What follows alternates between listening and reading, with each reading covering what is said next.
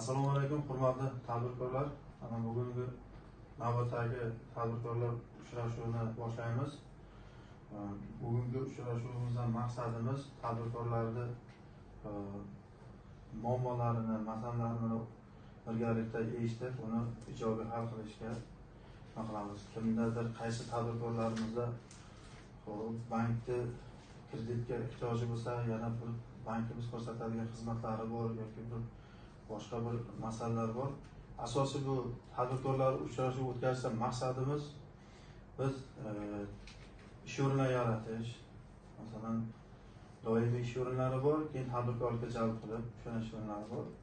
Hozir mana bugungi uchrashuvimizda kimda qanaqa bank sohasiga oid masalalari bo'lsa, muammolari bo'lsa, murojaat qiladi. Biz bu murojaatni o'rganib, albatta qisqa muddatda sifatli qilib, imkon qadar ijobiy hal qilib beramiz. Marhamat, kimda nima masalasi bo'lsa, biz tayyormiz.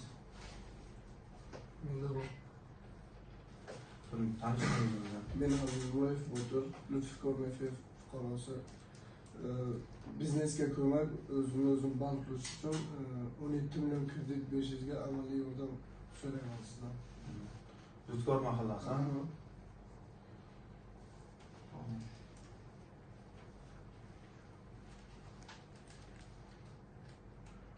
Biznesga birinchi qadam kredit mahsulotimizdan foydalanmoqchisiz.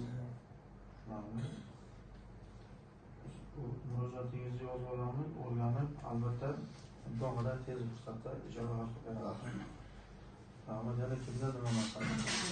Assalomu alaykum. Men Qo'shira mahallasi fuqarosi Fayzullayeva Feruza bo'laman, shaxsning qizi.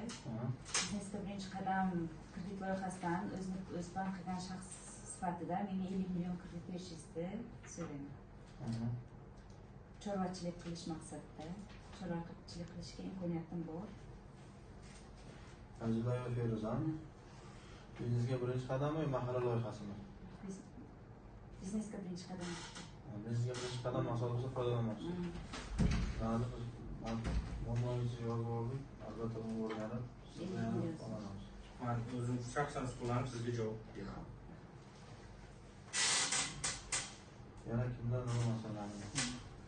Men Jo'ratullo Jamil Yangahayo Medveda yashovchi fuqaro, o'zim bank qilgan holda biznesga ko'mak uchun 17 million kredit olishimga amaliy yordam so'rayman.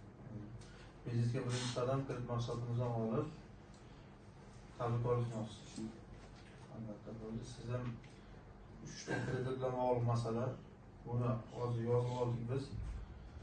Albatta shug'ullanib, 3 ta tadbirkor bilan ham bog'lanib, natijasi bo'yicha nima qilamiz. Yana kimda nima masalalar bor, tadbirkorlar? Agar mana shu kreditdan tashqari yana boshqa bank sohasiga oid muammolar, masalalar bo'lsa, marhamat, bemalol murojaat qilishingiz mumkin. Albatta buni ham o'rganib, bizim maqsadimiz hozir yana aytib o'tganimdek, shu tadbirkorlarimizga bank tomonidan moliyaviy qo'llab-quvvatlash hisobida faoliyatini kengaytiramiz, uni hisobida ish o'rinlari yaratish. Asosiy maqsadimiz shu. Kimda nima masalalar bo'lsa, bemalol murojaat qilishingiz mumkin. Hurmatli tadbirkorlar, agar hech kimda hech qanday masala bo'lmasa, unda uchrashuvimizni yakunlaymiz. Agar hozir kimdadir muammo bo'lmay turib, kelgusida yana masalalar bo'ladigan bo'lsa, bemalol bizni eshigimiz ochiq. Albatta tadbirkorlar bilan nima bo'lishidan qat'iy nazar maqsadimiz sizlarga moliyaviy qo'llab-quvvatlash hisobida faoliyatlaringizni kengaytirish, yordam qilish. Rahmat hammalaringizga. Rahmat.